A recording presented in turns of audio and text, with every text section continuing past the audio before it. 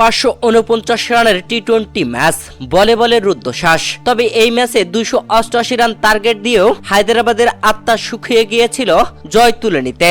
দর্শক, ভয়ঙ্কর ব্যাটিংয়ে দীনেশ কার্তিক ও বিরাট কোহলিরা অবাক করে দিয়েছে। আইপিএলের 30তম ম্যাচে সানরাইজ হায়দ্রাবাদের বিপক্ষে খেলতে নেমেছিল রয়্যাল চ্যালেঞ্জার্স বেঙ্গালুরু।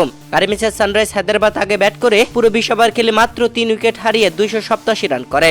হায়দ্রাবাদের হয়ে সেঞ্চুরি হাঁকিয়েছিলেন ট্রাভিস হেড। এছাড়া হেনরিক ক্লাসেন করেছিলেন 67 রান। 288 রানের টার্গেটে ব্যাট করতে নেমে ওপেনিংয়ে তাণ্ডব ব্যাটিং শুরু করেছিল রয়্যাল চ্যালেঞ্জার্স বেঙ্গালুরু।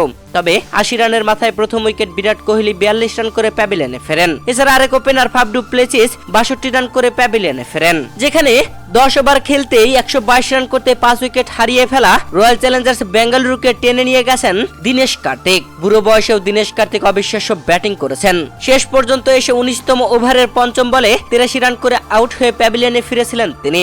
দর্শক, জয়ের জন্য শেষ 2 ওভারে প্রয়োজন ছিল 57 রান, যেখানে শেষ ওভারে প্রয়োজন ছিল 44 রান। সেখানে তারা 18 রান তুলতে সক্ষম হয়। দর্শক, রয়্যাল চ্যালেঞ্জার্স বেঙ্গালুরু মাত্র 25 রানে হেরে যায় ম্যাচ। পুরো 20 ওভার খেলে 262 রান করে 7 উইকেট হারিয়ে। টানটান উত্তেজনার রুদ্ধশ্বাসের এই ম্যাচে 2 ইনিংস মিলে টোটাল রান হয়েছে 549 রান।